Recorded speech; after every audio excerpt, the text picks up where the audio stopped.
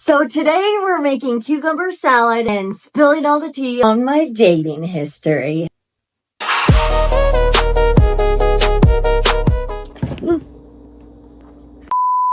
Now my phone's gonna smell like garlic. That's great. I'm not even sure I should put this garlic in my bowl. Yes, I'm talking to myself. Bloopers, bloopers, bloopers, bloopers. What is wrong with me? I keep being like, this content's gonna be so serious. Why am I talking like this? Oh. I don't even gotta try. I can't. These cucumbers were frozen. The heck? Well, quick and easy, just like this salad was supposed to be. Let's get into it, I guess. Ew, looks gross.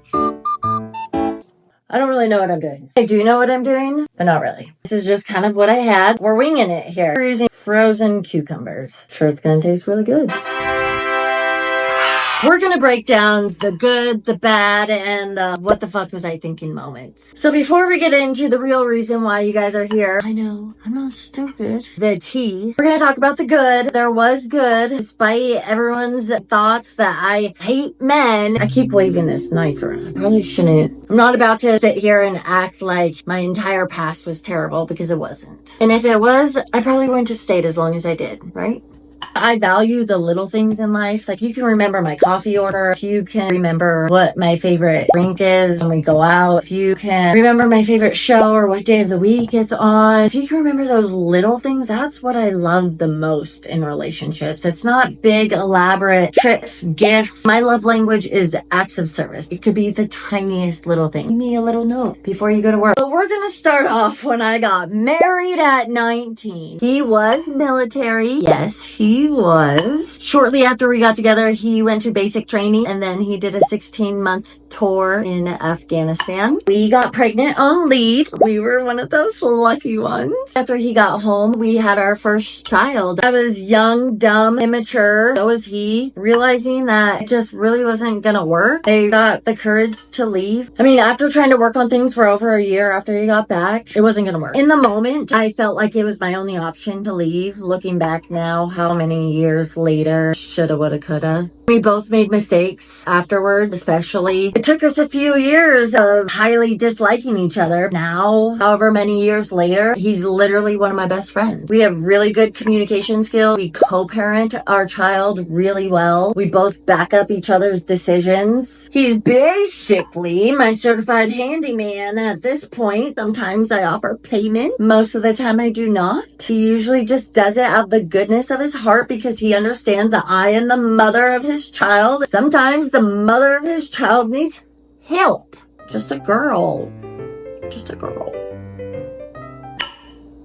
Holy cannoli, I don't know what I'm doing. Don't judge me. We're just doing it, okay? Immediately after I left my husband, because we were married, basically immediately after I left him, I got with what would eventually be my twins' father. I had known him for a few years. He was kind of known as like the degenerate garage buddy. There was a big group of guys who just work on their car, and they were garage buddies. How many layers are there? Am I doing this right?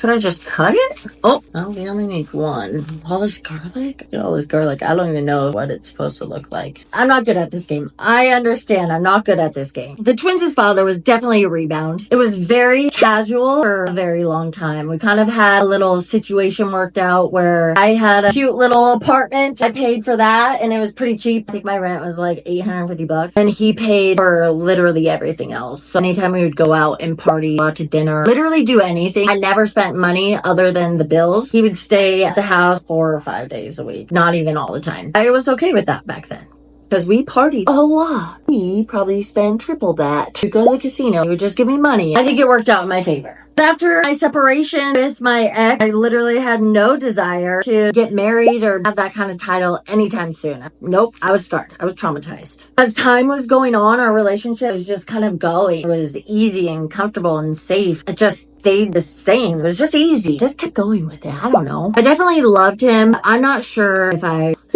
was ever in love with him, to be honest. So we lived a very keeping up with the Joneses kind of life. We had the brand new house, brand new cars, the land, the shop, 3 kids. We had like the white picket fence life from the outside. On the inside, it was like we lived totally separate lives. We barely saw each other. We barely talked. We were just more like a roommate situation. It was all about materialistic items, having the best of the best, making sure that our kids had the best of the best. And we were broke at the end of the day after doing all that stuff. Me, on the other hand, I stashed money. I'm not stupid. I knew he loved me. He was a really good father, which is why I ended up staying in that relationship for 10 years. 10 years. Let me repeat that. 10 years.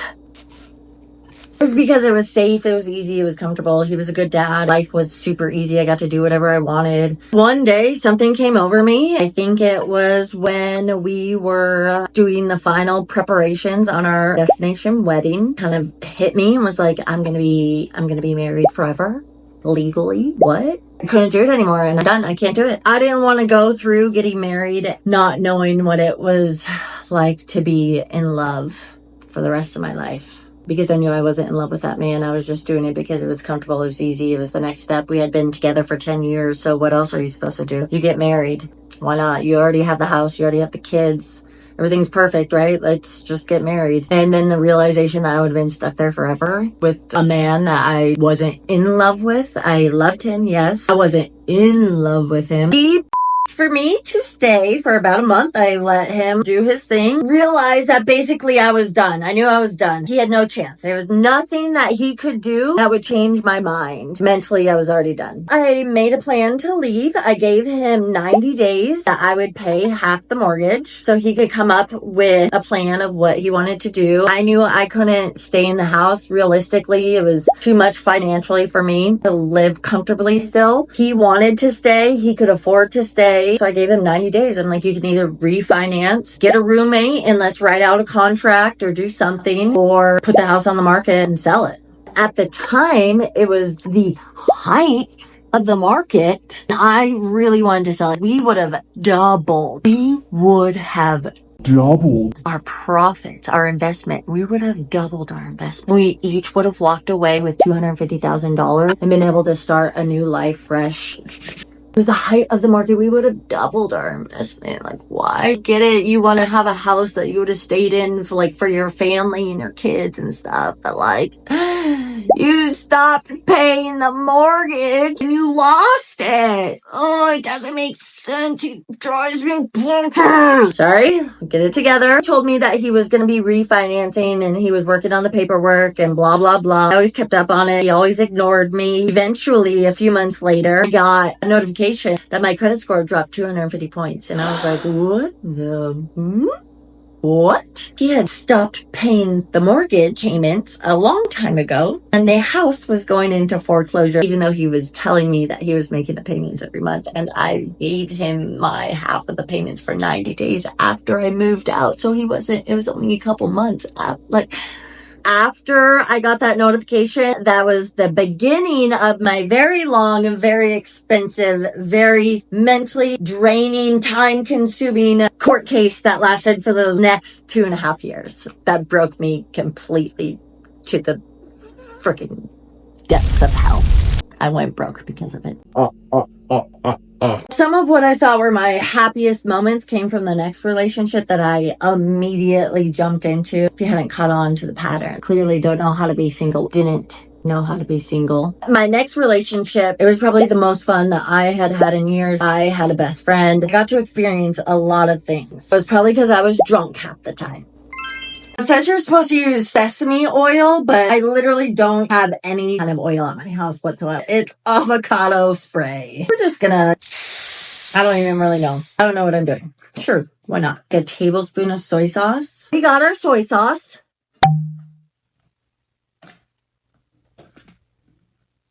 It says a tablespoon.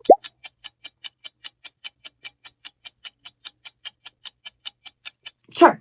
And then we got our creamy peanut butter, Signature Select brand, because we're cheap. A tablespoon of peanut butter. Is it supposed to be melted? How do you get it to... I'm not sure I did this right. We're improvising. This ain't motherfucking working. Work with me, son of a bitch. Work with me. Shit. Come on. You can do it. You can do it. Get in my belly. Run, Forrest, run. Don't worry, I'm the only one eating this. I did wash my hands, though. I want some more peanut butter in that. There's so much garlic. Oh, there's so much garlic. So much garlic. Frick. Whew.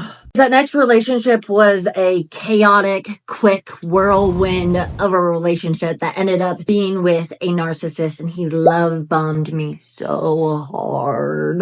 He was a narcissist. In that short 6-month relationship that we had, seriously, 100% altered the brain chemistry in my head. I am not the same person after that relationship. Could it be a combination of my previous relationship and that and everything combined together? Absolutely. That narcissistic, love bombing, terrible, toxic relationship, that changed me. That broke me. Eventually, I could see how damaging the relationship was. I didn't want my kids to be around it anymore. Noted. I know. Shouldn't. I will never introduce my kids to a man that soon. Ever again. But you have to remember, I was being love bombed by a narcissist, and I literally thought I was going to spend the rest of my life with him. I got his initials tattooed on me after like 3 weeks of dating.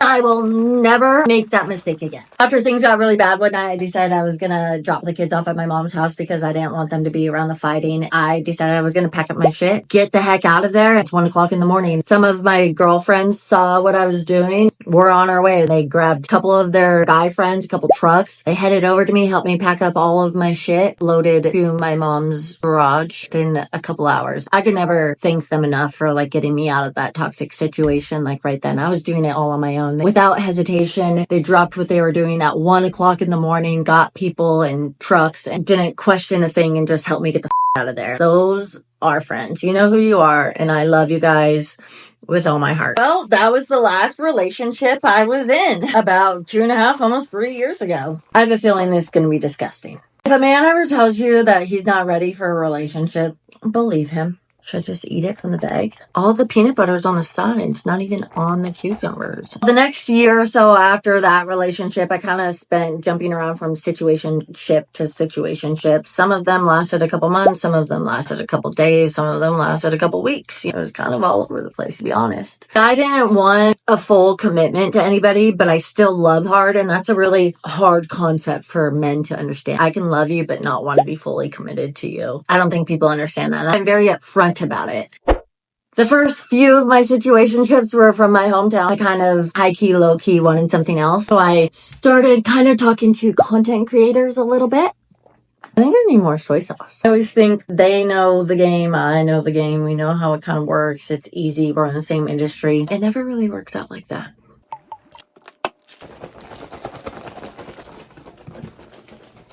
Got the ones who just wanted my money. They thought I was rich or well off. And, you know, I was at one point, but that court case really drained me financially. Not doing so hot like I used to be. And then you have the ones that just chose other people over me. Like if they're talking to multiple people at the same time, which is totally okay, they just chose the other person, which happens more often than you would think.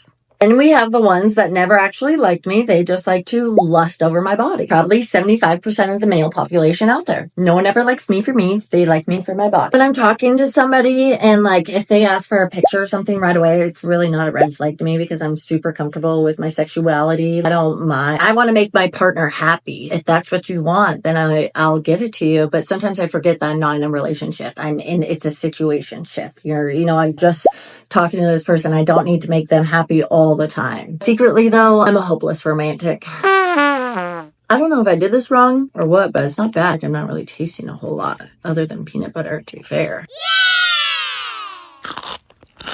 A lot of my situationships I'm still friends with. Just because we didn't work out in like a romantic kind of way doesn't mean that we can't be friends. A lot of the people that I start situationships or even look for in a relationship at all is like if we're friends. Just because the sexual part of it, the relationship part of it doesn't work out doesn't mean that we can't like still keep in contact, be friendly towards each other. A lot of these situationships, they just lust over me. It is what it is. I'll learn my lesson eventually one day. Heck, the last situationship, I still kind of like him. And he just hardcore friend zoned me. No, he reached out to me a year and a half ago, something like that, asking to hang out. He had some mutuals. I thought he was kind of like a boy though. 10 out of 10. Smoking hot. Like 100% my type. When I say my type of guy, full head of hair for one. He's not a hatfish. Snapbacks, tattoos, tan olive skin, light colored eyes, in social media, funny, man's man, still a pretty boy, has style, in the car, literally to a T. Like my type. I was in my healing journey and he was like wanting to hang out. Thought he was a boy, and I was like, I literally am not in that mindset right now. So I ignored him on his multiple offers. Eventually we ended up communicating one day about a mutual something, blah, blah, blah. He gave me his number. We ended up talking on the phone the first time for like over 2 hours. And it was like just a really good, easy conversation. Actually got to know who he was and realized he's not like a boy just based off of that one conversation alone. I mean, I always had a crush on him after talking to him on the phone, especially the first time for 2.5 hours. And it was just like super easy. Like it went by really quick. Like it was like, oh, okay. He ended up offering to fly me out, you know, to hang out. I gave him all of my flight information and told him the days that I was available. He said, okay. I never said anything after that. And then the days that I was available, he happened to be out of town somewhere else. I could only guess it was with another woman. Oh, you know, that was a little slap in the face, but, okay. I let it go. I didn't even say anything. I was just like, you know, we didn't have like a commitment. It was like we had talked about it. He did ask specifically for my flight information and the day and time, and I showed him the flights. The next thing you know, he's out of town, and I could just only imagine that it was not by himself, which is totally okay. I mean, whatever. It annoyed the out of me, but I ended up saying something and he apologized and everything was all good and dandy and we moved on. And we kind of just talked occasionally and that was that. We can talk on the phone for hours at a time about everything and anything, really. I think we get along super well. He like hardcore friend zoned me. And I think he did a while ago and he's just trying not to hurt my feelings. Kept talking about girls that he liked, that he was like dating. Why is he talking about girls that he's dating? Like, doesn't he know that I like him? I think that was like his roundabout way of saying, I think we should just be friends without actually saying it, which he should have just been a man and said it. Eventually I did text him and say, I want this to be weird because I really do value our friendship, but I just don't, it makes me a little uncomfortable when you talk about the girls that you're dating, considering I like you. And he never responded. There's that. I still like, we're cool to be friends. You know what I mean? Like, it is what it is. I really liked him. I liked him. Maybe I'm making excuses. I don't freaking know. He's a really nice guy. We get along. He seems pretty genuine. Maybe he just doesn't know how to talk about his feelings, but what man does, okay? I've never even met the man in person. He doesn't owe me jack shit. But just be appreciative. So if you see this, which you probably won't, hopefully you won't see this. But if you do, hey. So overall, I'd like to say that I think I learned a lot about myself and what I would like in a relationship, what I don't want in a relationship. And ultimately, I just want a best friend. I want a ride or die. I want someone that I can communicate with, be on the same level with, have fun with, and just enjoy life. I've already been through the tough parts. I've already been through the rough, serious shit. I just want a carefree, loving relationship that has honesty, loyal, trust, freedom, respect. Really, like, why should I limit finding love to just my hometown, which is why I'm going to be incorporating traveling into this journey, because along the way, like, who knows? What if I find love in a different city? I'm not opposed to it. I'm not going to go out searching for it. Messy, but to the point. Those were just the main relationships I could point out. I've had dozens of more situationships we can get into eventually. There's so much tea. This is just like the tip of the iceberg. This is just so you guys can get to know me a little bit. I laugh through my trauma because what else am I going to do? You have to be happy. I can't just live off of trauma all the time. I mean, like, it makes me happy to make other people happy. So yes, I've gone through some shit. Yes, I haven't like been happy in my personal life, but that's why it makes me so happy to make other people happy. Does that make sense? And at this point, I'm looking for love that's just gonna love me back. I feel like I always get chosen second. I cut off all of my old situationships. They are all cut off. We are starting fresh and new. Everybody is cut off 100%. They've all tried to come back recently too. Nope. Next. For now, I think we should leave the struggle, love bus behind. Try and be unbothered. It's been pretty messy, pretty entertaining, pretty all over the place, chaotic, just like my life usually is. But if you can relate, leave a comment below. Let me know. That means that you just have probably as much trauma as I have. So I'm not sure if that's a good thing or a bad thing. But don't forget to like and subscribe. Follow me on this new journey. I promise you there's so much more tea. We're only hitting the surface here. This is only the beginning. Bye.